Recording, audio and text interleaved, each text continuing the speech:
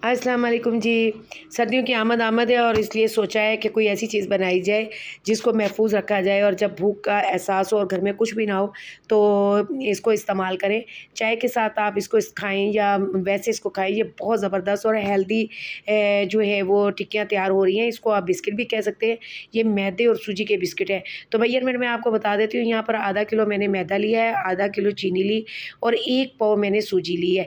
मैदा और सूजी को आपने अच्छे तरीके से छान लेना है और उसके बाद यहाँ पर मैंने तकरीबन सवा कप जो है वो दूध का लिया है, रूम टेम्परेचर के ऊपर। उसके अंदर आधा किलो चीनी डाल के उसको अच्छे तरीके से मिक्स कर दिया है। तो मिक्स करने के बाद जो आटा था उसके अंदर मैंने 1 टेबलस्पून जो है वो सब्ज़ इलायची कुटी हुई डाल दी है और 1 टेबलस्पून ही मैंने जो है इसके अंदर ज़ीरा डाल दिया है और 1 टेबलस्पून मैंने जो है वो तिल डाल दिए और 3 टेबलस्पून देसी घी के साथ इसको अच्छे तरीके से आपने गूँध लेना है। देसी घी नहीं है तो डालडा घी भी आप इस्तेमाल कर सकती हैं।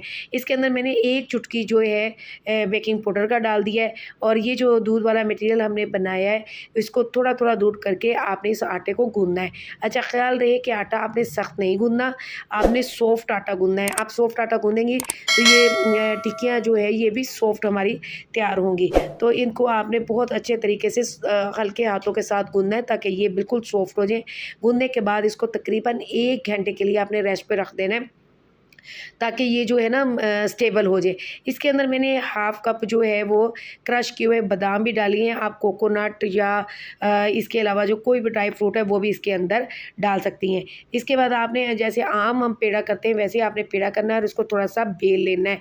अच्छा, बहुत ज़्यादा मोटी टिक्की नहीं है आपने बनानी, ज़रा थोड़ी-सी लेयर उसकी पतली होनी चाहिए।